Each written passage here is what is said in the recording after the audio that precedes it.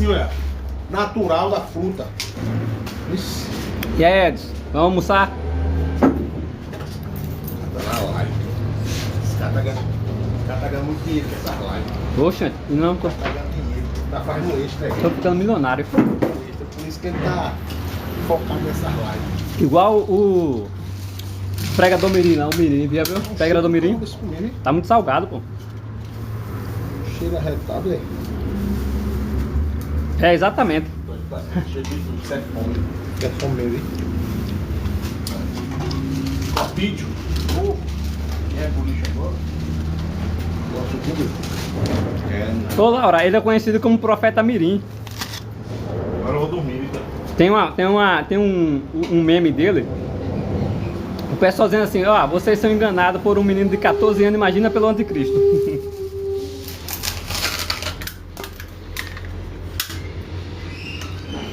Pra você, meu pai. Pode dizer que eu sou. Eita, onde é?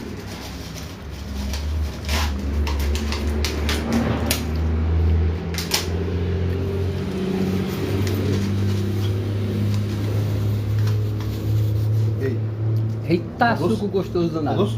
Bom, muito bom, pô. Eu acho que der dor de barriga em mim, eu vou trabalhar amanhã. Coxinha que fez. E aí, Wilton, conseguiu ouvir e entender a explicação lá? Vamos almoçar?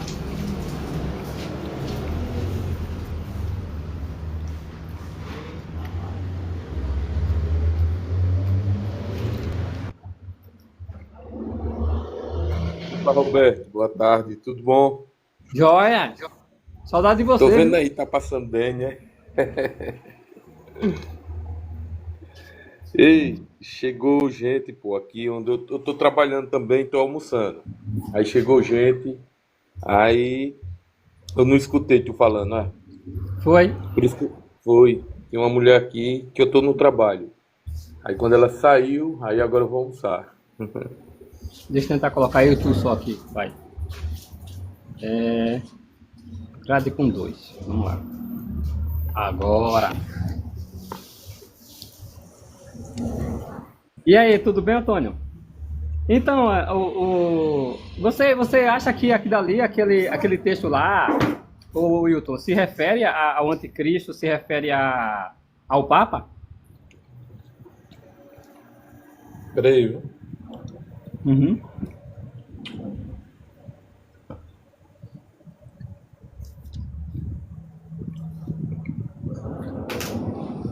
Roberto, a questão ali, na minha visão, você sabe que a minha visão é adventista sobre esse assunto escatológico, Uhum. né?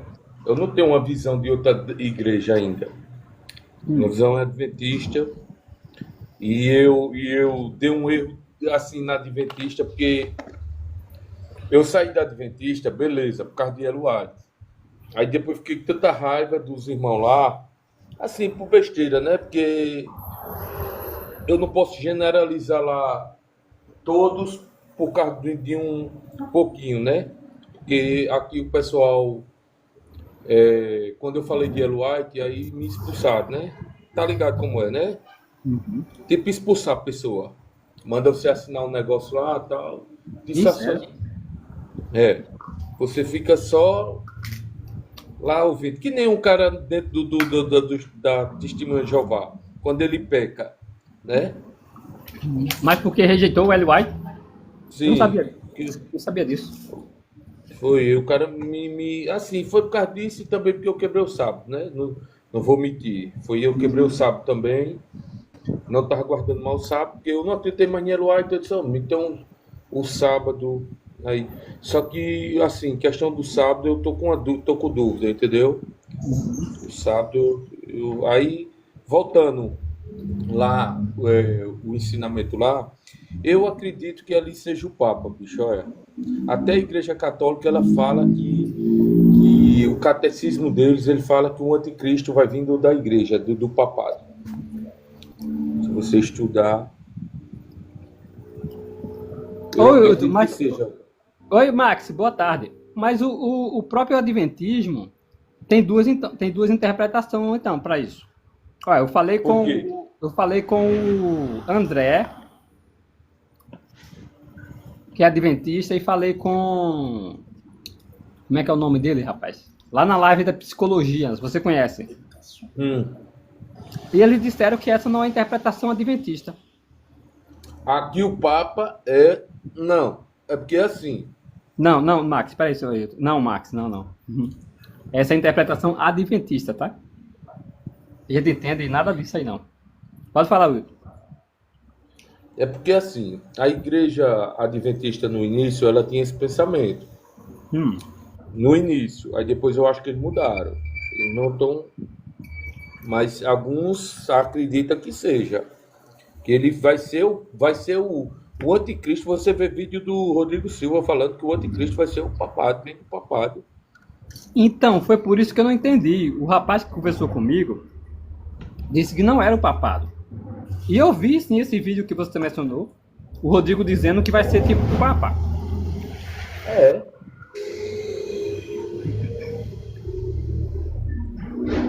Entendeu? Aí fica. Aí eu não sei, né? Que os caras lá falaram. Então, assim, eu não li não, viu, Max? Esse livro eu não li. Faz tempo, né? Mas assim, o Max está mencionando que o livro Grande Conflito diz isso também. Mas então, é estranho pelo fato de que o rapaz que conversou comigo, ele falou que isso é alguns adventistas que pensam assim, mas não está em conformidade com a crença oficial adventista. Por isso que eu fui na live lá conversar com ele e perguntar a ele, né? Porque eu tinha visto já o Rodrigo Silva, o Leandro Quadros, também falando com base nessa interpretação. Pois é, aí eu não sei, né? Se eles mudaram, não tô por dentro, não. Eu saí de lá, né? Saí da adventista. Mas quando você estava lá, essa era a interpretação? Era a interpretação que vem do papado, o anticristo. E Estados Unidos é uma das bestas. Entendeu? Mas o Rodrigo Silva já disse que não é o Papa. Pois é confuso. E não, assim, desculpe todos os adventistas. Porque assim, ô Marcos, tem alguns vídeos do Rodrigo Silva que é muito contraditório com o outro. Quando você pega um vídeo e compara com outro vídeo, ele entra em contradição. É estranho. Não sei porquê. Eu já vi vários vídeos do Rodrigo Silva que há uma interpretação. Num comentário que ele fez num podcast com Vilela, ele citando um catecismo, ele deu a entender que era um papa. Não é esse podcast? Ele está com o Vilela, conversando com o Vilela, inclusive ele leu o catecismo católico. Porque, na verdade, essa é a interpretação que eu sei do adventismo. É assim, ó. Os Estados Unidos, é a interpretação adventista, tá, gente? Os Estados Unidos se aliará com o Vaticano, com a Igreja Católica, e ordenará ao mundo uma guarda, que é o chamado decreto dominical, ou seja, todo mundo, muçulmano, budista, o sikhismo lá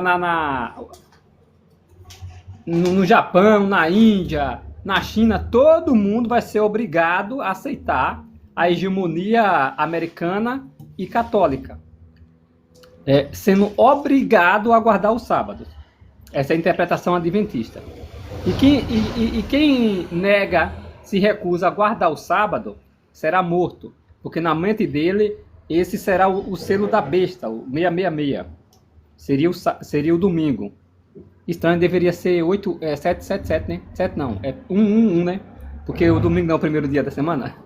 666 para... Obrigando então a guardar o domingo. Seria isso. A crença, a interpretação adventista, tá, gente? Ó, as Testemunhas de Jeová não concordam com essa ideia, tá? O que é que as Testemunhas de Jeová entende de acordo com as ideias? Roberto, Oi? pode falar. Pode falar, mano. Não, pô, eu cortei tu, pô, pode terminar. Pode falar, mano, eu tô aqui passando bem. É porque assim, Na igreja adventista, o Papa, ele foi aquele que recebeu a ferida de morte, né? E aquela chaga, depois ele é curado. Ele ainda não está curado da ferida de morte. Ele só vai estar curado, que aquilo é simbólico, aquela ferida de morte, aquela chaga, quando ele recebeu o poder de volta. Lembra que quem mandava no mundo era o Papa? Depende de qual. Que, O que, mundo não, né? que No mandava... Ocidente. No Ocidente, vai. Tá Não, certo. é assim, no Ocidente. Você tá ligado que era o Papa que mandava. Hum. Aí, na visão adventista, ele vai se receber de novo aquela autoridade. Quando ele se receber aquela autoridade, ele vai dar a mão aos Estados Unidos e vão colocar o decreto. Hum. Nesse decreto, ele é contra a lei de Deus. Daniel 7:25 diz: proferirão palavras contra o Altíssimo, magoarão o santo do Altíssimo e cuidarão de mudar o tempo e a lei. Todos aí nessa questão de mudar o tempo e a lei, a igreja mudou a lei, né, dos 10 mandamentos, mudou o quarto mandamento e mudou o segundo: não terás imagem de escultura. Eles mudaram na visão adventista. Ao que acontece aí, Deuteronômio 6 diz que o selo de Deus, que a marca de Deus na testa e na mão, é os 10 mandamentos. Ezequiel 20:20 diz que é o selo, é o sinal entre Deus e Israel, a guarda dos mandamentos. Entendeu? O sábado. Aí, Apocalipse 14 é a contraversa do sábado, que diz assim: não danifiquei a terra até... Não, deixa eu ver, assim, errei. Apocalipse 14:6, as 3 mensagens angelicais. Diz que a igreja adventista está pregando as 3 mensagens angelicais, no qual a marca da besta vai ser contra o mandamento, porque na mão direita e na testa. Em Deuteronômio, na mão direita e na testa, eram os mandamentos. Aí a igreja vai ficar contra o sábado, ele vai colocar o domingo no lugar do sábado. Aí Apocalipse 14, eu estou falando mais ou menos aqui, que eu estou até esquecido mais de muita coisa, aí o cara vai passando o tempo, vai esquecendo. Apocalipse 14:6 está falando ali das 3 mensagens angelicais, que fala assim: adorai aquele que fez o céu, a terra e as fontes das águas e tudo que nela há. Adorai ele. Aí está falando ali na questão de adoração, que foi no 7º dia que Deus fez tudo e descansou. Aí está mandando a gente adorar no sábado lá. É mais ou menos assim, bicho. Aí é só... Deixa eu ver se eu entendo. Deixa eu ver se eu entendo. Por exemplo, aquela golpe que a 7ª cabeça recebe é quando, por exemplo, o Papa foi preso, né? Como é que era o nome dele? Não é assim que tá no... O Papa é preso, então ele recebe um golpe. Isso. Por que essa interpretação? Por exemplo, porque no próprio livro de Apocalipse, capítulo 13, diz que esse golpe é um golpe de espada. O golpe de espada na Bíblia representa a guerra. Então, ele foi preso num período de guerra, foi... Nem sei dizer a tu, bicho, tô por fora. É porque se você olhar mais na frente, diz que esse golpe que a 7ª cabeça recebe é um golpe de espada. Então, se ela é um golpe de espada, espada na Bíblia representa a guerra. Nós entendemos que é um golpe de guerra. Entendeu? E ela não está ligada a Por exemplo, nós não entendemos as esferas do Apocalipse e as esferas de Daniel, ou besta, como está em muitas traduções, como sendo poderio religioso. O poderio ali é político. O que é que ajuda a gente a ter essa visão geral do entendimento das bestas ou da esfera que ocorre no Apocalipse? Daniel. Então João está contando pormenores do que aconteceria no tempo do fim. Daniel capítulo 2, onde fala a enorme estátua que Nabucodonosor vê, e que é destroçada por uma pedra sem mão, é poderio político. Não tem como ligar ali a um poderio religioso. No capítulo 7 de Daniel, você tem agora, olha que interessante, olha que curioso. Daniel vê saindo do mar, 4 animais. Separadamente, eles são um poder que tinha sua hegemonia em determinado período sobre o povo de Deus, especialmente os israelitas na época. Sim. Começando pela Babilônia, né? Você tem a Babilônia, que é representado pelo leão com asas. Depois você tem os medos e os persas, que é representado como um urso. Depois você tem o leopardo, que é representado. Você tem a Grécia, que é representado pelo um leopardo de 4 cabeças e 4 asas. Logo depois você tem um animal que não é descrito dentro da fauna. Ele não consegue descrever que é um animal extraordinário, com 7 cabeças, né? Ou 7 cabeças não, desculpa. Com 10 chifres. Então olha só a sequência. Olha só que sequência. Leão, urso, leopardo, 10 chifres. Animal com 10 chifres. Quando você vai para Apocalipse capítulo 13, olha que curioso. Essa a fera, sai do mar. Olha só, sai do mar também, assim como é descrito lá em Daniel. A fera sai também do mar. Ela tem 10 chifres. Então João começa ao reverso. João começa descrevendo a última fera de Daniel, de baixo para cima. Ele diz que a fera tem 10 chifres. Tem 7 cabeças. Parece um leopardo. Olha a sequência voltando. Parece um leopardo. Tem patas de urso e boca de leão. Entendeu? Então nós entendemos ali o seguinte. Aquele animal que aparece lá em Apocalipse 13, aquela fera ali, ela representa ali o sistema político como um todo. Por isso que ela é descrito com 10 chifres, com 7 cabeças. Então aquela fera ali representa o sistema político que se desenvolveu a partir de Nimrod. Isso dali, o desenvolvimento e a oposição a Deus. Todo o sistema político que decorre desde ali representa essa fera. Dentre todos esse sistema político, ali chama a atenção de 7 potências mundiais, 7 impérios mundiais. Não são todos os impérios do mundo, são 7 impérios mundiais que tiveram impacto sobre o povo de Deus, que tiveram contato, que tiveram alguma ação sobre o povo de Deus. Entendeu? Então não são todos os impérios. Dentre eles, o Egito, que tentou matar ali pode ser chamado de anticristo? Pode, ele tentou matar a linhagem do Messias, do Cristo. Tem problema. O Egito, depois quem tentou destruir Jerusalém foi Senaqueribe, a Síria, não Síria, tá? A Síria.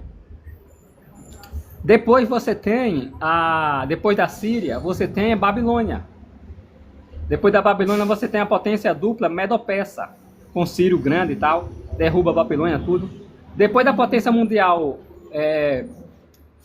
Medo-Persa, veio os gregos, Alexandre o Grande, tudinho, e aquela subdivisão do seu império em 4 reinos principais, né? Ptolomeu, Seleuco, Nicato, Cassandro, esses 4 reis importantes. Depois, quem toma conta de tudo isso é Roma. Roma cresce ali na Península Itálica e vai tomar tudo, absorver todo o império grego, entendeu? Logo depois de Roma vai se fragmentar em vários reinos, em que Daniel vê esse como 10 chifres. 10 na Bíblia, lembra que é totalidade, tá? Número 10 na Bíblia. Lembra do exemplo da noiva, por exemplo. São 10 noivas, né? Representando ali toda a igreja ungida de Cristo. Bem claro isso. Então 10 na Bíblia é totalidade. Então totalidade na Bíblia representa como todo. Então, os 10 chifres lá da fera de Daniel capítulo 7, versículo, acho que é o 9, né? O 8 e 9, se refere a todos os reinos que se fragmentaram dentro de Roma. Aí você teve vários povos que invadiram Roma. Tribo germânica, né? Os alamandos, saxões, os godos, que vai subdividir em visigodos, os ostrogodos. Exatamente. Você tem povo germânico. Você tem povo germânico de A a Z. Desde os alamandos aos zumas. Acho que é zumas. Então são muitas tribos, não são só 10 tribos. São tribos de A a Z, se você for alistar. Alamando, vai dar origem ali à Alemanha, né? Você tem os francos, vai dar origem à França. Você tem os saxões, que vai dar origem à britânica, os britânicos, os ingleses. Então você tem esses povos que vai formar reino dentro do império, dentro do território em que o Império Romano governou. Daniel vai dizer, ó, dentro desses 3 chifres, dentro desses 10 chifres, 4 reinos são chamados a atenção de Daniel. Você tem 3 reinos, 3 impérios, que são arrancados por um chifre pequeno, insignificante. E nós entendemos com o decorrer da história, isso aconteceu quando a Grã-Bretanha, né, o maior império da Terra, territorialmente falando, ele arrancou de posição nações ou impérios que eram muito mais importantes que ela. Por exemplo, a França, os Países Baixos, que é a Holanda, né? Você tem a Espanha. Esses 3 países, eles estavam em via de se tornar o maior império da Terra. E a Grã-Bretanha não foi levada em consideração, porque era insignificante. No entanto, a Grã-Bretanha sobrepujou todas essas 3 nações, assumindo então o poderio, a hegemonia universal, governando aí em todos os 7 mares, todos os continentes. Você tinha aí o Império Romano, o Império Britânico, o sol nunca se punha, né? Tem um ditado bem assim, de tão grande que era. Então nós entendemos que essa 7ª cabeça, a princípio, é a Grã-Bretanha. Logo depois, você tem os Estados Unidos, que vai aparecer, que vai surgir justamente da Grã-Bretanha, vai se tornar muito poderoso, maior do que a própria Grã-Bretanha, e vai dar apoio à Grã-Bretanha. É ela, essas 2 potências aliadas, que vai aparecer no capítulo 13 como uma fera de 2 chifres. Lembra, chifre representa potências, e 2 chifres, potência dupla. Um chifre representa os Estados Unidos e o outro representa o Império Britânico, chamado então o Império Anglo-Americano. A Grã-Bretanha e os Estados Unidos. É essa potência que está atualmente no poder, é a 7ª. E nós entendemos que esta é a última potência mundial. Tá? Aí você tem aí são pormenores que vai entrar na profecia de Daniel capítulo 2, são muito mais pormenores. Da guerra, batalha do rei do sul, do rei do norte. Aí entra a Alemanha na Primeira Guerra Mundial, a Alemanha na Segunda Guerra Mundial, entra a Liga das Nações, entra a ONU, entra a ex-União Soviética e entra também a Rússia nesse cenário aí. Tudo isso em conexão com Daniel e Apocalipse, tá? Então nós estamos vivendo agora, nesse exato momento, entre os empurrões entre o rei do sul e o rei do norte. Os Estados Unidos e seus aliados e a Rússia e seus aliados. Essa é o que está em andamento agora, a profecia. Olha que interessante, no capítulo 13 de Apocalipse, falando especificamente da potência mundial anglo-americana, os Estados Unidos e a Grã-Bretanha, lá menciona que ela faria fogo cair do céu. Que detalhe interessante. De fato, foi a Grã-Bretanha e os Estados Unidos, em parceria, que fizeram as armas mais poderosas que foram usadas contra a humanidade. Que foi jogada de um avião, caindo do céu sobre a humanidade, à vista de toda a humanidade. Hiroshima e Nagasaki, por exemplo, né? Você teve ali, quando os Estados Unidos jogou a Little Boy e Statman sobre Hiroshima e sobre Nagasaki, ele fez fogo cair do céu à vista de toda a humanidade. Então nós entendemos que essa profecia se cumpriu perfeitamente no finalzinho da Segunda Guerra Mundial, 1945, né? Aí o que acontece? Você tem a formação da Liga das Nações, pelos próprios Estados Unidos e a Grã-Bretanha. É ele que dá a iniciativa de criar a Liga das Nações, que é a antiga ONU, né? A Organização das Nações Unidas, é a antiga ONU. Então, a ONU vai entrar ali, como Liga das Nações, como a imagem da fera. Lembra da imagem? A fera de 2 chifres. Sim. Pede que se faça uma imagem da primeira fera que teve um golpe de espada e que foi curado. Nós entendemos ali que é a Liga das Nações. A Liga das Nações foi criada como a imagem dos poderes políticos da Terra. Hoje, se você olhar qual o órgão político que representa aí como é que se diz? O espelho da humanidade. Uma imagem dos políticos, uma imagem é a ONU. Aí no capítulo 17 de Apocalipse, curiosamente, você tem alguns pormenores que nos ajudam a diferenciar. Por exemplo, aquela fera é igualzinha à fera do capítulo 17, ou capítulo 13. A fera do capítulo 17 de Apocalipse é a mesma do capítulo 13. Ou, igualzinha, né? A descrição. Só tem 2 detalhes de diferente. Ela é vermelha e ela não tem coroa. Isso se encaixa bem na ONU. A ONU é e não é um reino. Entendeu? Por isso que ela não tem coroa. E ela é vermelha. É interessante. Então, olha o interessante. Se menciona que aí tem pormenores ali. Diz que essa fera viria à existência, seria criada, deixaria de existir, ficaria inativa no abismo, mas depois voltaria à vida. De fato, isso aconteceu. Nós entendemos que isso aconteceu. Em 1919, a Liga das Nações foi criada.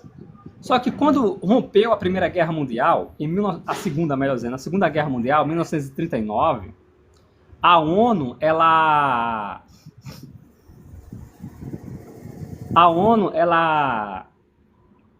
a Liga das Nações, melhor, ficou inativa quando estourou a Segunda Guerra Mundial.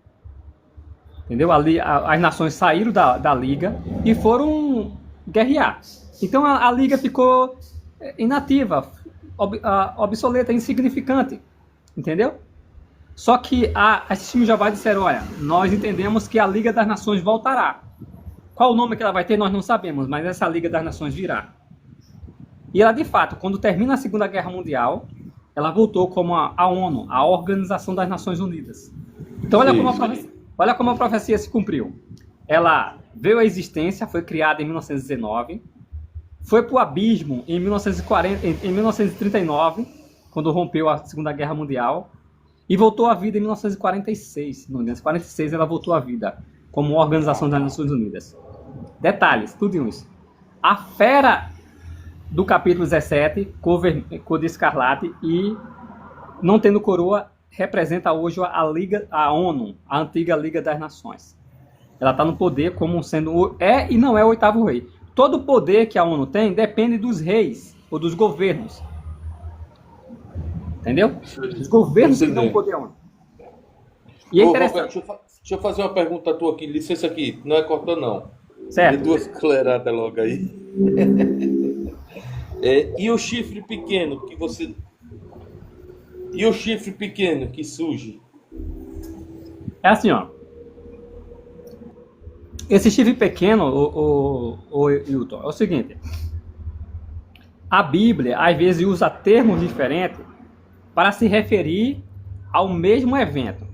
Vou dar um exemplo bem claro para você. Daniel, capítulo 2, é visto a imagem, uma estátua, não é? E Daniel, capítulo 7, é visto como animais. A Bíblia está falando de linguagens diferentes, usando os termos diferentes para se referir ao mesmo acontecimento. Tanto a visão do capítulo 2 de Daniel, como a visão do capítulo 7 é a mesma visão. Só que o capítulo 7 tem mais pormenores. Então, nota aí. Outro exemplo. O livro de Daniel fala, por exemplo, do ataque do rei do norte contra o povo de Deus, no finalzinho do capítulo 11 ali de Daniel. Fala que é um ataque vindo do rei do norte. Já em já em Ezequiel, no capítulo 38, é dito que é um ataque de Gog e de Magog, uma coalizão de nações. Já em qual profeta? Miqueias vai falar do ataque da Síria. E Apocalipse vai falar do ataque dos reis da terra. Ou seja, a Bíblia está dando nomes diferentes ao mesmo ataque. Entendeu? Então, assim, agora voltando a responder a sua pergunta. O chifre pequeno, ela é a Grã-Bretanha. E ela arranca 3 poderes políticos da sua posição. Quem é esse chifre pequeno? A Grã-Bretanha. Ela era pequena, era insignificante à vista dos impérios que estavam se formando, como a Espanha, a França e a Holanda, os Países Baixos. Era insignificante, o chifre era pequeno. Mas a Grã-Bretanha removeu esse poderio político, cada um de sua posição, aos poucos. Foi tirando, batalha por batalha, se tornando assim a maior potência da história mundial, né? O maior império da história mundial, da humanidade, a Grã-Bretanha, né? Então, esse chifre pequeno é a Grã-Bretanha. Lá em Apocalipse, ela vai ser vista como a 7ª cabeça da fera. Só a 7ª cabeça, no início, é só a Grã-Bretanha, tá?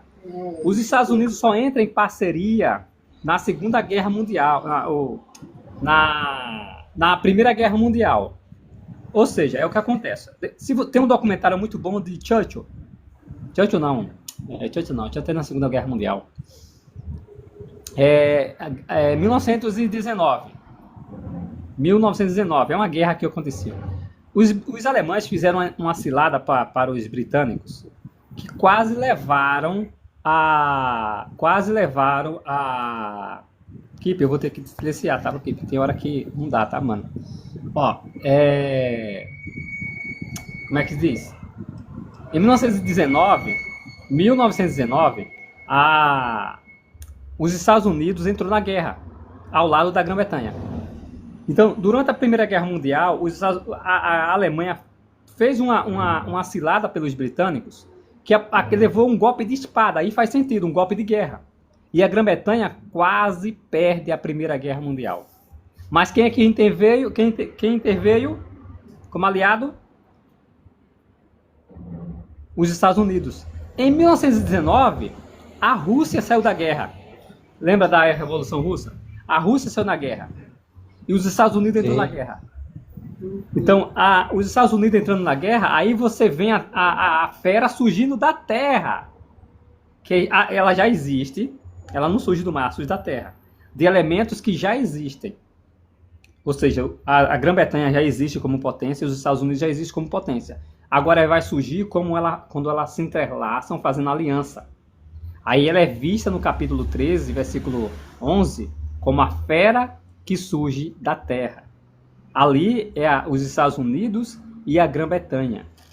Entendeu? Ô Roberto, vamos almoçar, senão eu vou lhe atrapalhar, você não vai comer não.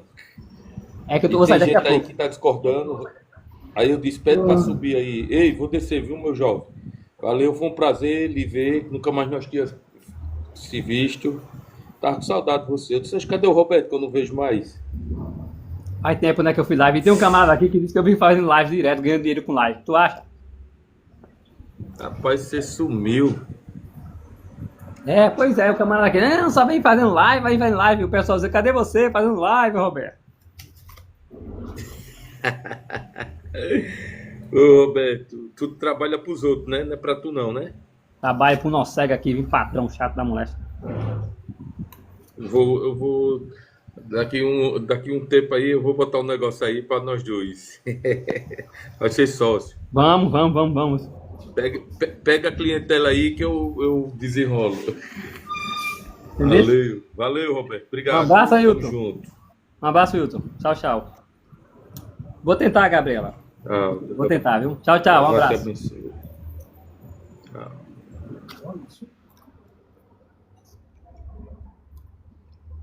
Tá, eu posto lá no YouTube pra vocês, tá?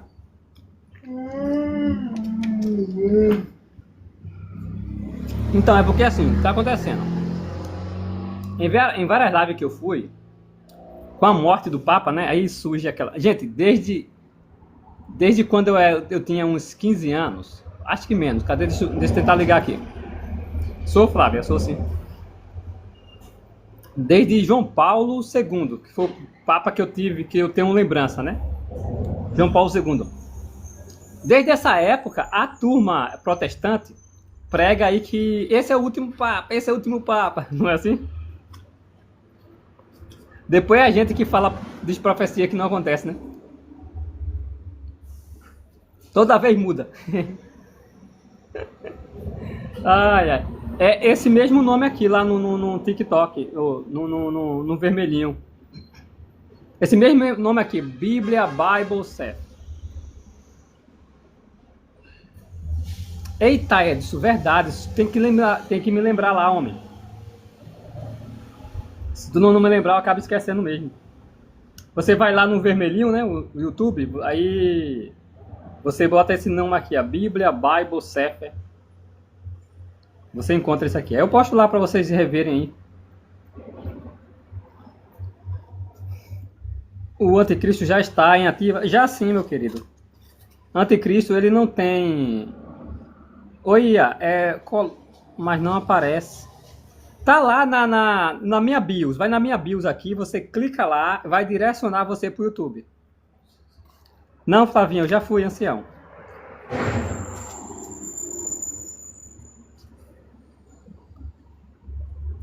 Desde o primeiro século tem anticristo, gente. Não existe essa de um anticristo que vai surgir, que vai se juntar, vai trazer uma única moeda mundial e que todas as nações vão se submeter a um único homem. Gente, não existe isso. As nações, elas vão ter um só pensamento em trazer a paz mundial. É por isso que eles vão dizer paz e segurança. Não é um homem que vai aparecer, que vai governar 3 anos e meio em Israel e que vai trazer guerra depois desses 3 anos e meio. Não, não tem isso na Bíblia. É baseado num relato de Daniel, capítulo 7, versículo 20, capítulo 9, versículo 24, que não tem nada a ver com a escatologia da nossa época. Não tem nada a ver. Nada, nada, nada. Por que não tem nada a ver? Gente, aquela profecia, ela é messiânica. Aquela profecia é messiânica, não escatológica. Então, essa última semana, que segundo esse entendimento dispensacionalista é travado, é pausado, não tem nada a ver. A profecia de Daniel, capítulo 9, versículo 24 em diante, ela não tem pausa. Por exemplo, ela se divide em 3 etapas. 7 semanas, 62 semanas e a última semana. Tem pausa da sétima semana para 62 semanas? Não tem. O relógio começou a contar O relógio começou a contar quando Neemias recebeu a ordem para restaurar e reconstruir Jerusalém. Começou a contar. Das 7 semanas para as 62 semanas, tem pausa? Não. Então, por que haveria pausa das 62, ou seja, no total 69, para a última semana? Não tem nada na Bíblia que indique isso. Então, você tem algo interessante, ó. A dificuldade de interpretação, a dificuldade... ADS, no meu perfil, se você for no meu perfil, embaixo tem um link. Se você clicar no link, vai te direcionar para lá o vermelhinho. Aí você vai encontrar esse canal lá. Entendeu? É o que eu estava falando. Então, a dificuldade das pessoas entenderem a profecia de Daniel as divisões dos versículos bíblicos não ajudam muito. Não ajuda muito, porque o estilo da linguagem hebraica escrita ali é muito bela. Você tem assim, ó. Você tem o que nós chamamos aqui em português de melodia não. Poesia alternativa. É mais ou menos isso. Se eu lembrar o nome, eu digo para vocês. É assim, ó. Lê o livro de Daniel e perceba o versículo 26 e 27. Vocês vão perceber esse detalhe lá na profecia. A parte A do capítulo 26, ela está interligado à parte A do versículo 27. Olha só que interessante. Entendeu? A parte B do versículo 26 está interligado à parte B do versículo 7. Então é tipo um estrofe, entendeu?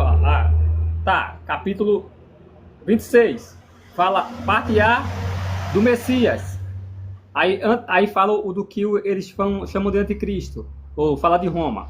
Aí fala do Messias. Depois fala dos romanos. Então é assim que se entende aquela profecia. Quando se lê da maneira como as pessoas entendem português, aí não consegue interpretar de acordo com o que de fato entendeu. Gente, a própria profecia de Daniel, você só entende ela se você entrar no contexto da época, o contexto judaico. Você não tem como dizer assim, olha, eu vou interpretar Eu vou interpretar as 70 semanas lá baseado na cultura inca, maia, asteca. Não tem como, gente. Você tem que basear o fundo histórico para você entender a profecia de Daniel das 70 semanas. É o texto hebraico. O que são as semanas ali, o que significa, o ponto de partida, a contagem. Tudo isso. Isso vai ajudar muito você a entender. E você vai perceber que lá não fala nada de um homem que vai governar por 7 anos. E 3 anos e meio vai ser de paz, depois 3 anos e meio vai ser de guerra. E que vai construir o templo em Israel e que vai ter uma única moeda. Não, não tem isso na Bíblia. Isso é enxerto. Felipe, o texto que você está falando lá, você está falando do texto que fala do como é que diz? Do rei do anjo lá junto ao rio Eufrates, tem esse texto, né? Para a passagem dos reis do norte, é isso? Do rio Eufrates. E aí, Anderson, tudo bem? Certo. Tá com a barriga meio doente. Foi aquele picolé lá, hein? Fazendo a tua. Picolé, já faz 2 semanas que eu mandei o picolé. Foi aquele picolé lá, gente. Então, Felipe, é o seguinte. O livro de Apocalipse, para você entender aquele relato, é preciso entender o contexto em que a Babilônia antiga foi destruída. Como foi que destruída não, conquistada, né? Babilônia foi destruída depois. Deixou de existir assim, depois. Você vai entender esse texto se você entender o que aconteceu com o antigo império. Antigo império não, o império neobabilônico, vamos falar assim para não confundir. O império que Nabucodonosor fundou. Ela foi construída, a cidade lá perto justamente do rio Eufrates. E o que aconteceu com o rio Eufrates quando Babilônia foi conquistada? 2 reis fizeram algo fantástico, embora se mencione só um, Ciro o Grande, não é? Foram 2 reis, lembrando. Foram o rei Ciro, persa, e o outro foi, não sei se eu não me engano, foi Astige, o Medo, eu não lembro muito bem, mas foi o Medo. Então os medos e os persas secaram o rio que dava proteção à Babilônia. Entendeu? Secou o rio e então eles conseguiram entrar na cidade e conquistar. No texto em que menciona ali, por exemplo, a passagem do reis do nascente do sol, ou do oriente, que é mencionado assim, ali nós entendemos o seguinte, que esse rio que está secando se refere ao rio em que a mulher, que também é chamada de Babilônia, será que é coincidência? No capítulo 17, diz que ela está montada sobre muitas águas. E essas águas que é mencionado logo depois, no versículo 15, Apocalipse capítulo 17, versículo 15, diz o texto seguinte, Dario, Medo, exato, perfeito, Rodrigo, muito obrigado. Não foi Astige, não, Astige foi ali, eu não vou lembrar bem direito, mas acho que foi que Ciro conquistou. Parece que ele era sogro de Ciro, mas acho que é isso. Ou estou confundindo com o sogro de Nabucodonosor, aí eu não vou lembrar. O nome aí é muito confuso. Então, lá em Apocalipse 17, versículo 15, vai dizer que aquelas águas que a mulher está sentada representam povos, nações, multidões. E quem é aquela mulher? A religião falsa. Então a religião falsa está montada sobre muitas águas. No entanto, a Bíblia diz que a fera na qual ela monta vai destruir essa mulher. Ou seja, os poderes políticos vai destruir Babilônia, a atual Babilônia, a Babilônia Grande. Mas ela vai ser destruída quando o rio dela começar a se secar. Obrigado, Rodrigo. Começar a se secar. Entendeu? E de fato, hoje a religião tem perdido o apoio das massas. As religiões têm ficado muito vazias em várias partes da Europa e outras partes aí. Então ela tem perdido muitos adeptos. Isso significa que o rio Eufrates, ou seja, as multidões que dão apoio às religiões, estão abandonando as igrejas. Indicando que, exatamente, essa profecia hoje indica isso. Que o rio Eufrates está secando, o rio que dá apoio à Babilônia, está secando no sentido que as igrejas que apoiam Babilônia Grande está secando, está perdendo membros, adeptos, estão perdendo, exatamente. Dias festivos, que se tinha respeito muito antigamente, as religiões não têm mais esse apoio. Por exemplo, lembra da polêmica que surgiu recentemente, agora? Na Páscoa aí, que teve uma cidade que desrespeitou o dia sagrado para os cristãos aí, que é não comer carne, principalmente para a Igreja Católica. Mataram uma vaca bem na chamada Sexta-feira Santa, né? Então, antigamente as religiões as pessoas tinham respeito. Não se fazia piada de Papa, não se fazia piada sobre Jesus, não se fazia piada sobre Deus. Não. Agora, o mais curioso, olha que curioso. Não sei se você sabe, o cara que fez Jesus Cristo apanhando. Não, mataram uma vaca, Edson, na Sexta-feira da Paixão. Que uma afronta aos católicos, né? Porque eles celebram a Sexta-feira da Paixão é sagrada, né? Não que a vaca é sagrada. Acho que eu falei errado, né? Vê que curioso. Ele não pode comer carne também. Olha só que estranho. O camarada que estava no carnaval lá, se vestiu, se fantasiou de Jesus, o diabo matando ele. Lembra desse efeito aí? Dessa fantasia de um carnaval? Nem lembro qual foi a escola de samba, não sei. Só sei que teve essa polêmica, aí eu lembro. Esse mesmo ator, ele vai fazer, ou está fazendo aqui, fez a Paixão de Cristo aqui, representando Jesus na Paixão de Cristo.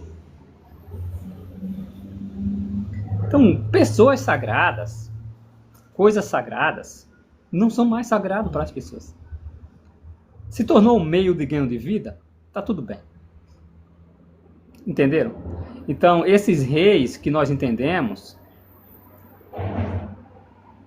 os reis do nascente do sol, não vou lembrar todos os detalhes, não vou lembrar todos os detalhes. Depois eu dou uma pesquisada melhor sobre esses reis. Sobre o quê? Assim, então, para você ver, Gabriel, é o seguinte, o ator que fez ali na escola de samba, ali, o ator que fez Jesus morrendo, sendo morto pelo diabo, eu não lembro a escola de samba, qual foi a escola de samba. Esse mesmo ator está fazendo o papel de Jesus Cristo aqui na escola, na Paixão de Cristo aqui de Caruaru. Entendeu? Assim, coisas que é sagrado para as pessoas, ó. Colocam coisa sagrada até mesmo numa festa que é festa dedicada à carne, que não tem nada a ver com Jesus Cristo. Nesse período agora aqui, ó, não pode comer carne na sexta-feira. As pessoas praticam todo tipo de pecado. Só na sexta-feira da Paixão que não pode comer carne, porque é pecado. Fornica o ano todo. Come carne o ano todo na fornicação, né? Vocês entenderam? Na sexta-feira da Paixão, não quer comer carne, porque é pecado. Não é? Não, mas para piorar. O personagem menos lembrado nessa época é Jesus Cristo. Você lembra? Pergunta aí, quem é o personagem mais lembrado da Páscoa? Né? É o coelhinho, né? O coelho é o personagem mais lembrado da Páscoa. Quem é o personagem mais lembrado do Natal? Não é Jesus Cristo.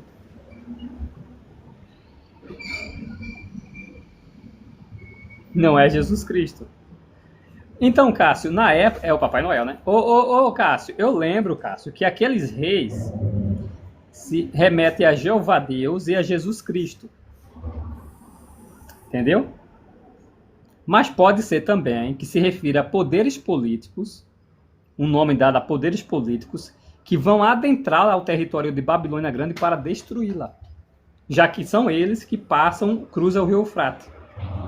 Como no caso, não há necessidade de o rio Eufrates secar para que Jesus consiga e Jeová consiga atravessar. Não, nós não entendemos de forma literal não, Felipe. Que o rio Eufrates está secando? Não, nós não entendemos de maneira literal não. Tem uma interpretação assim de maneira literal, né? As pessoas acreditam que o rio Eufrates está secando e a China, junto com a Rússia, junto com aqueles países, estão vindo para destruir Israel, não é isso? Não, nós não entendemos dessa forma. Nós entendemos que isso está mais relacionado com... Como é que se diz? É a interpretação mais relacionado com a... Como é que eu posso te dizer?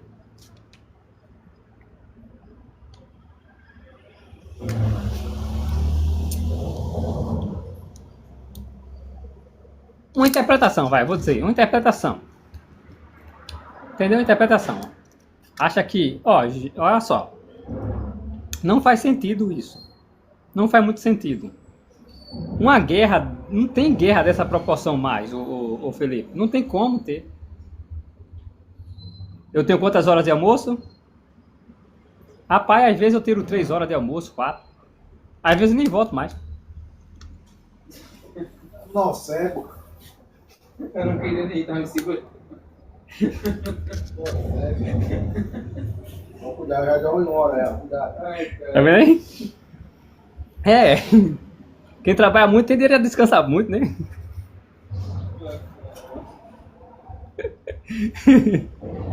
É, 3 horas? Às vezes eu nem volto mais, Felipe.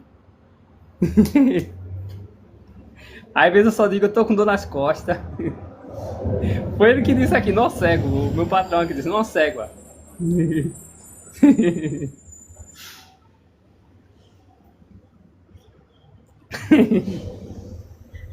Ai, gente, deu uma crise agora de riso.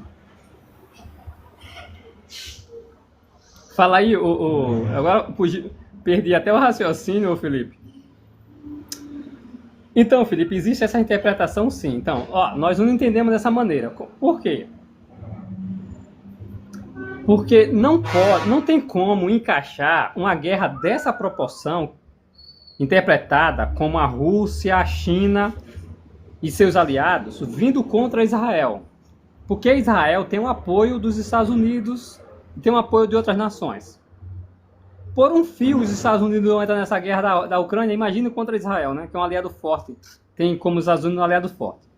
Uma guerra dessa proporção, que o rio Eufrates seca, e vem todo o poderio militar da China, poderio militar da Coreia do Norte, da Rússia, para vir contra Israel, olha, ele teria que invadir todos os territórios, inclusive territórios que são protegidos pela OTAN. Imagina só, por onde a China vai trazer todos os tanques de guerra que ela tem?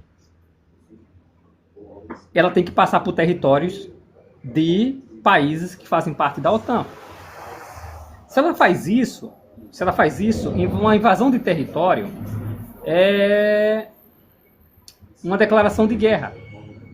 Uma declaração de guerra com o país da OTAN é uma guerra total. É uma guerra em que o artigo 5º da OTAN, da Aliança Ocidental do Atlântico Norte, leve os países aliados a responder. Então, se isso acontece, é uma terceira guerra mundial declarada. Então, essa interpretação não se encaixa muito bem pelo seguinte fato. Ao análise das profecias bíblicas, não tem como acontecer uma terceira guerra mundial. Não tem como. Uma terceira guerra mundial não tem vencedor. Mas não vão usar as armas nucleares. O quê? Sério? Uma guerra nuclear seria o fim da vida na Terra, gente.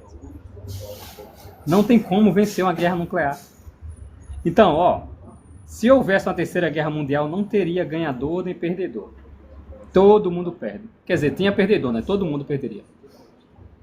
Então não tem como encaixar nas profecias bíblicas mais uma terceira guerra mundial. Pense, por exemplo, na Segunda Guerra Mundial. O ditador da Alemanha lá. Pense um pouquinho só. Você acha que se ele tivesse... Vocês acham que se lá aquele bigodinho tivesse uma bomba, um arsenal que a Rússia tem, vocês acham que ele teria feito o quê, gente?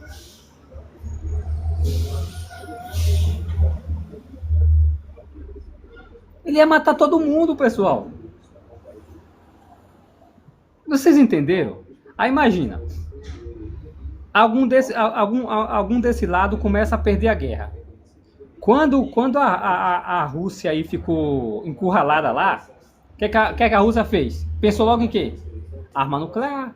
Inclusive ela usou um míssil intercontinental sem munição nuclear para atingir a Ucrânia.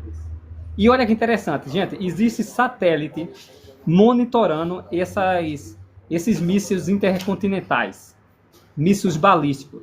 Para você ter uma ideia, quando a Rússia liberou esse míssil intercontinental, ele avisou a Casa Branca, aos Estados Unidos, que iria lançar um míssil intercontinental sem munição nuclear, para que os satélites americanos não detectassem esse míssil intercontinental e reagisse com arma nuclear. Entendeu? Então eles avisaram, olha, nós estamos lançando um míssil aqui na Ucrânia, mas não tem poderio nuclear, não tem munição nuclear. É uma arma convencional, mas é um míssil intercontinental muito rápido. Então os Estados Unidos não reagiram. Entendeu? Agora, se os satélites dos Estados Unidos e de outros países detectarem, por exemplo, as armas nucleares, exatamente, se eles detectarem, olha, o míssil intercontinental com ogiva nuclear aqui disparou. Eles têm 3 minutos, os computadores têm 3 minutos para calcular a distância desse míssil e 5 minutos para os satélites dos Estados Unidos responder. Existe uma sigla em inglês, eu não lembro, que está relacionado com a destruição mútua assegurada. Ou seja, todo mundo perde numa guerra nuclear. Então não tem como, por exemplo, vir a China, a Rússia, a Coreia do Norte, passar por países que fazem parte da OTAN, violando aí a integridade territorial desses países, sem que os Estados Unidos, sem que a Europa, sem que esses países que tenham poderio nuclear reaja. E se um desses países reagir, logo teremos uma terceira guerra mundial. E como disse Einstein, uma terceira guerra mundial, ele disse que não sabia como seria travada, mas a quarta guerra mundial seria travada com pau e pedra. Ou seja, não teria mais civilização. Não teria mais civilização. É destruição mútua assegurada. Tem uma sigla em inglês que eu não lembro. É esse mecanismo. É isso, né, Lucas?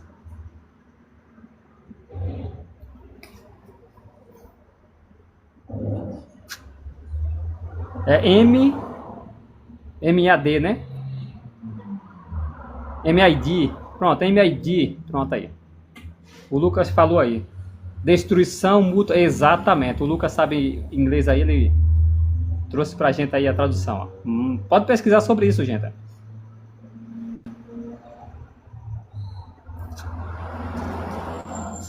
O Armagedon é um conflito entre Deus. O Armagedon é um conflito entre Deus e os governos políticos, tá, pessoal? Vocês deixaram eu com fome aqui, ó. Nem comi direito para falar com vocês, tá vendo aí? Só tô tomando suco aqui, ó. Culpa de Gabriela.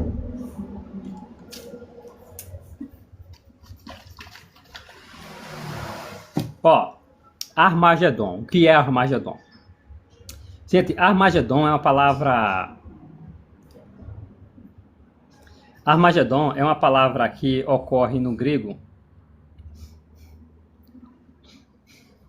Pois é, né? Na minha cabeça, né? Mas ele fez isso no Israel Antigo, né? TH Games. Ele fez isso não é? Pois é, ele fez isso com o Israel Antigo, né? Engraçado, né? Mandou um anjo e matou 185 mil. Não foi não? Não foi não? Deus não mandou um anjo e matou 185 mil? Sério que Deus não se envolveu em guerra? Rapaz, tá precisando ler um pouco mais a Bíblia, né? Porque na tua opinião eu não acredito não. Acredite na sua opinião? Continue confiando nisso. Ai, ai. Lembra do cajado de Moisés? Moisés segurando o cajado assim? Lembra da guerra lá? Ah, Deus não se envolveu não. Isso não é se envolver não, ô TDAH? TDAH é fogo, né? TH. Isso não é se envolver? Ó. A palavra Armagedon, em grego, na verdade é um hebraísmo, ou seja, é uma palavra que é trazida do hebraico para o grego. Ra em hebraico é monte. Megido é aquela região lá do norte de Israel, onde tinha um ponto estratégico. Até construiu uma cidade lá em Megido, porque quem tivesse o controle daquela região, engraçado que esse menino está bloqueado na minha live e aparece aqui, não sei porquê. Naquela região, ele tinha acesso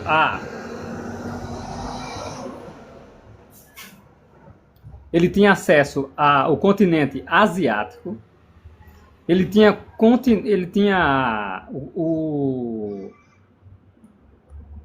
vale é outro termo, né, Gabriel? Vale é outro termo. Ra em hebraico é monte mesmo. Ramagedon. Ramegido. Ó. Né, eu tirei ele aqui. Deixa eu ver. Você sempre aparece na minha live. Eu vou colocar você, viu, Gabriela? Aqui. Ai, Jesus! Vai contar aqui.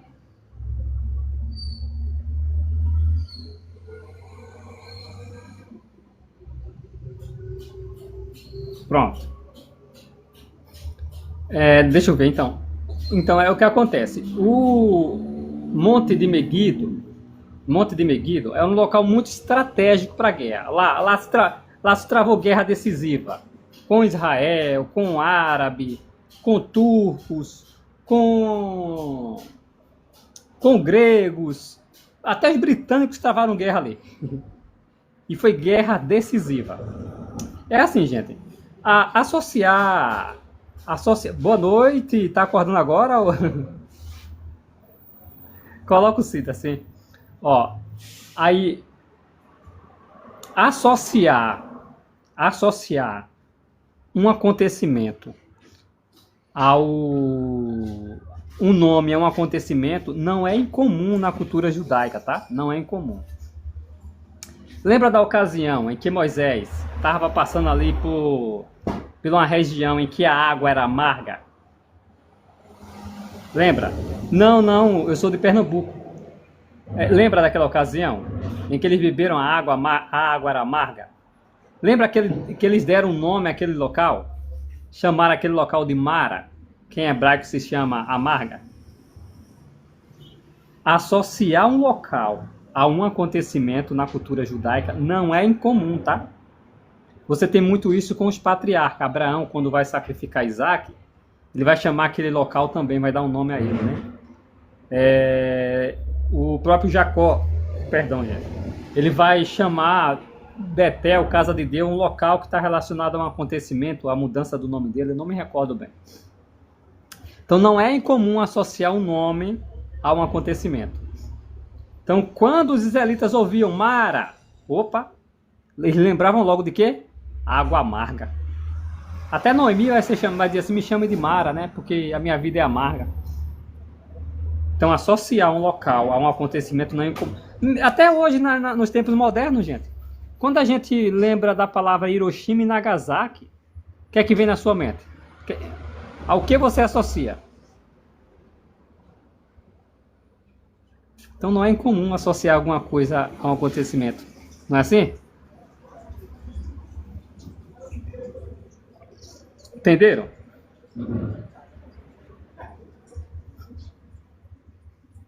É associado à guerra. Guerra nuclear. Lembrou de Hiroshima e Nagasaki? A gente lembra logo. Então, Armagedon Quando os judeus da época ouviam a palavra Armagedon, Armageddon, eles lembravam de guerras decisivas. Entendeu? Porque naquele local era muito estratégico. A pessoa tinha acesso com facilidade à África, por meio do Egito, continente africano pelo Egito.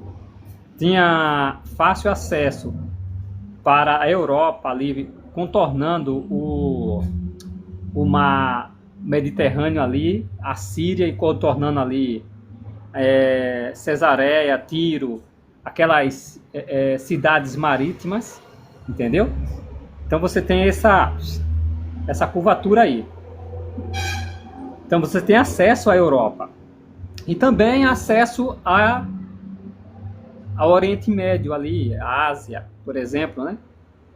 Você tem acesso a tudo isso. Então Meguido era o ponto estratégico. Tinha uma planície, era chamado também de planície de Jezreel, né? Jezreel também, chamado também de Baixada da Decisão, lá num profeta, tem um nome que dá, tem um Vale da Decisão, Vale de Jezreel, alguma coisa assim. Está tudo relacionado a essa batalha. Por exemplo, foi lá que Císera foi morto em batalha. Foi lá que Josias, rei de Judá, também foi morto em batalha pelo faraó Neco, rei do Egito, né? Então, quando se falava de Armagedon, guerra. Então, quando João ele vai lá no Apocalipse capítulo 16, dizendo que todos os reis da terra se juntam num só Vale de Jezreel, né? Se junta num só grupo. Lembra lá? E juntaram num lugar em que hebraico se chama Armagedon. Será lá no Monte Megido? Não, gente. Está dizendo que lá é uma batalha decisiva, a batalha final.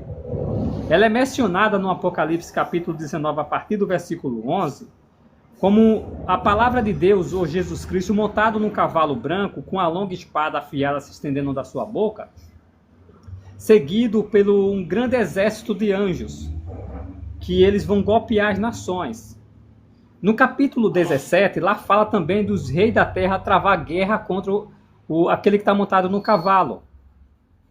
Capítulo 19 também fala dos reis da terra travando guerra contra o rei guerreiro ali mencionado. Então é uma guerra de Deus contra os humanos. E quem vai tomar a iniciativa da guerra? Os humanos. Os humanos vão causar praticamente essa guerra. Eles vão atacar o povo de Deus. E atacar o povo de Deus é o mesmo que atacar o próprio Deus. Lembra da ocasião em que Jeová disse: aquele que toca em vocês toca na medida nos meus olhos? É o capítulo 19. Você tem o 19 a partir do 11. E logo depois você tem ali os reis da terra travando guerra contra Jesus Cristo, aquele que está montado num cavalo branco. Entenderam? Então é isso que é mencionado ali. Então, essa guerra do Armagedon, gente, é uma guerra de Deus. É por isso que Jesus Cristo se menciona no texto lá dizendo assim, eles pisam no lagar da ira de Deus. Entendeu? Então é uma guerra decisiva. Uma guerra decisiva. Eu tô saindo, gente. Eu vou ter que dar um pulinho lá em Buenos Aires. Vou lá na Argentina daqui a pouco, pegar o voo para lá. Tá dando 2 horas já, é o tempo de eu sair. Entendeu? Uma guerra decisiva entre as forças de Satanás, o diabo, com as forças de Jeová Deus. O diabo usará os governantes humanos e Jeová Deus usará Jesus e seus anjos. Não vou trabalhar, Felipe? Eu preciso trabalhar, Felipe. Entendeu? Aí o que acontece, gente? O Armagedon, onde Jeová Deus usa Jesus e os anjos para acabar com esse maldito sistema de coisas. A gente está farto dele já. Está cheio, não é? Não tá? Você não está cheio? Está farto desse sistema? Aguenta mais? Eu não, mais não.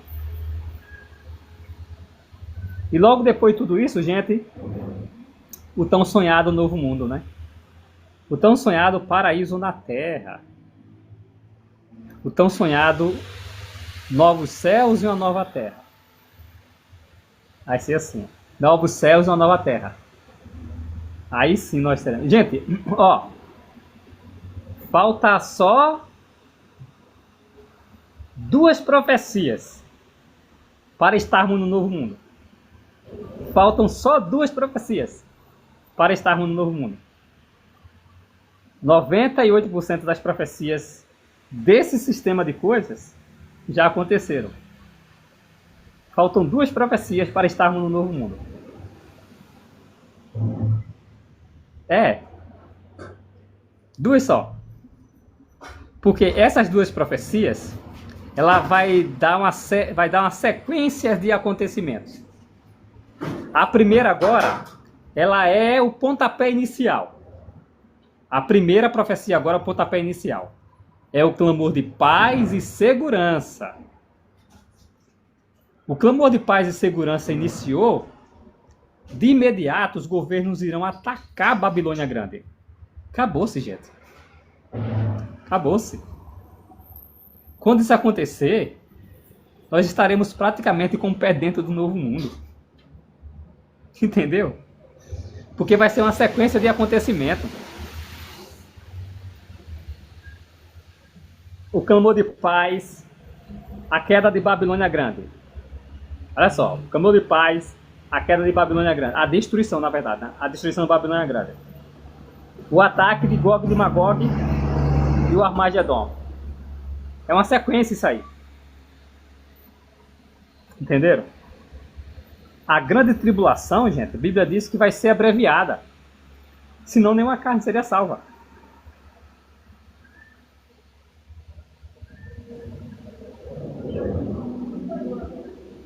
Exato. Ó, imagina, a gente aqui, o Albert, a gente aqui, estão interligados, Gabriel, estão interligadas. Essas profecias aí já estão interligadas, entendeu? Por exemplo, o clamor de paz e segurança está interligada com a destruição de Babilônia. O texto diz assim, ó, quando estiverem dizendo paz e segurança, há de sobrevir a repentina destruição. Então, um acontecimento está ligado ao outro. Entendeu? Não, Jorge, ao que levará ao ataque final, as profecias finais é só 2. É o clamor de paz e segurança.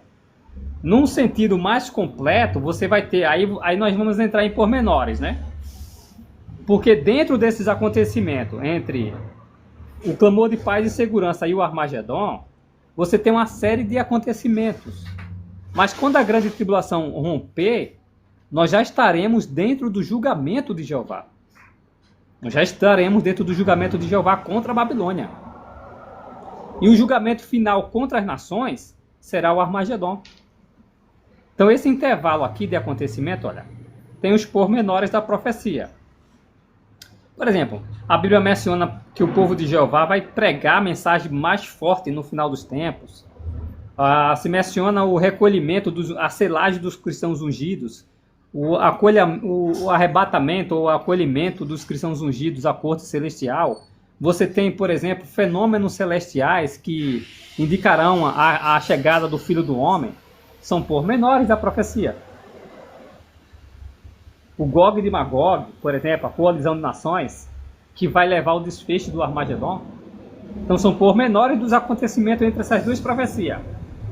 Paz e segurança e o Armagedon. Entendeu?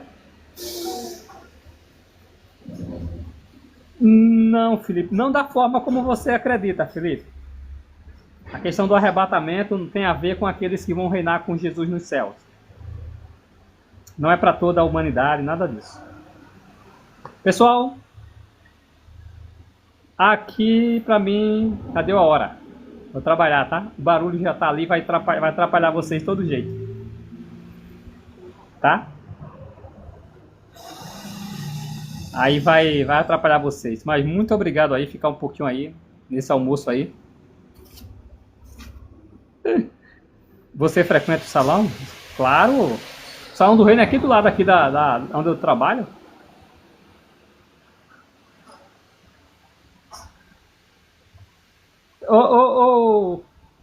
Coulter, você vai no meu perfil, você tem lá acesso ao YouTube lá. Clica lá naquele link lá que você vai direcionar lá.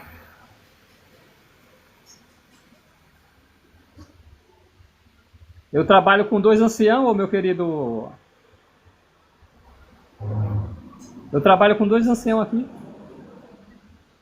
O coordenador e o SS.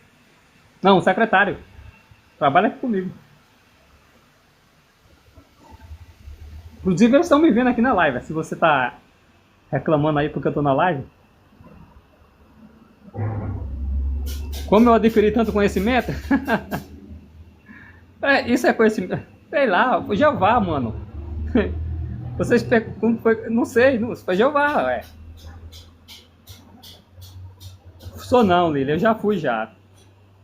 Eu trabalho com mármore e granito. Olha lá, aquelas dali é para colocar. Aqui é a tribuna que eu fui pro Salão do Reino, ó. Nós fizemos o Salão do Reino aqui, ó. De mármore. Aqui, ó. Olha lá.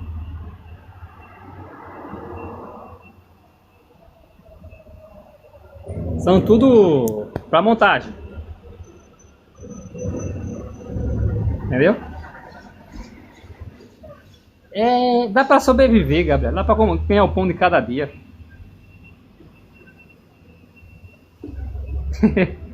Dá para ganhar o pão de cada dia. Poderia ser mais suave, sabe? Ai. Obrigado, Felipe. Muito obrigado. Para você também, mano. Grande abraço. Fica com Deus, tá? Poderia ser mais fácil, viu?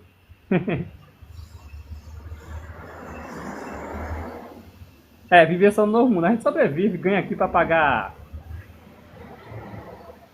Isso aí, Coulter, exatamente. Não é, Lion? A gente ganha pra sobreviver, o restante a gente deixa na mão de Jeová. Daqui a pouco eu vou viver só do TikTok, de live. Ai. Não, então, ó. Eu ia fazer eu ia fazer assim, porque tem que ter a licença para ensinar, né? Aí eu tô vendo aqui como é que vai ser, como eu tava te falando, né? Se eu vou fazer EAD para tirar a licenciatura e ensinar. Aí fica mais fácil. Agora sim, eu poderia fazer o curso de hebraico, porque eu aprendi o hebraico sozinho, eu não tenho licença para ensinar, né? Aí eu poderia então assim sobreviver desse aspecto da linguagem, ensinar a linguagem, né? Eu também sei um pouco de linguagem de programação, eu faço sistema em programação. PHP, né? Eu faço bancos de dados, SQL. Eu sei muito disso aí. Entendeu? Eu gosto bastante. Assim, aí tem o hebraico, o aramaico e o grego, que eu poderia tirar a licenciatura também para ensinar, né? Aí eu poderia sobreviver disso aí. Agora, do ensino, por exemplo, do ensino bíblico, não, minha consciência não deixa. Não, Python não sei. Mas assim, é só aprender a sintaxe do Python, né? Porque quando você tem a sintaxe de outra linguagem de programação, algoritmo, por exemplo, lógica, isso, algoritmo, aprendeu lógica, você vai aprender todas essas outras linguagens. PHP, JavaScript, Python. Tu sabe ADS? Tchau, gente, eu tô indo já. Tá? Hoje é quarta, hoje eu tenho reunião, então estarei na reunião à noite. Tchau, um grande abraço pra vocês, tá? Fui! Não se pronuncia assim, por mais que eu queira pronunciar sintaxe, que eu acho muito mais bonito, é sintaxe. Pode pesquisar.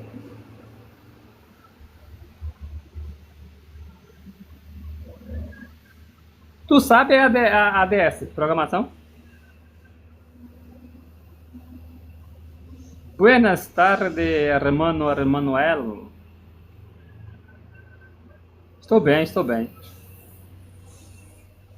É, Nelvio, mais bonito, eu acho bonito, né? Pronunciar a sintaxe. Sintaxe do que sintaxe. Até dá um gancho no nó na língua, sabe? Não sei se é só da gente nordestino. Sintaxe. Si. Sintaxe? Por que não sintaxe? É com X? Ai, ai.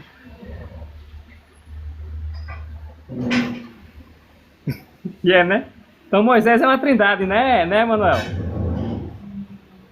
Moisés, Dagon é uma trindade, né? Eles são chamados de Elohim, é? Tchau.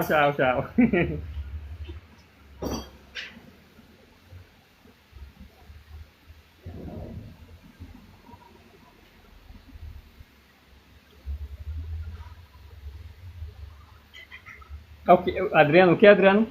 Não é o Elohim.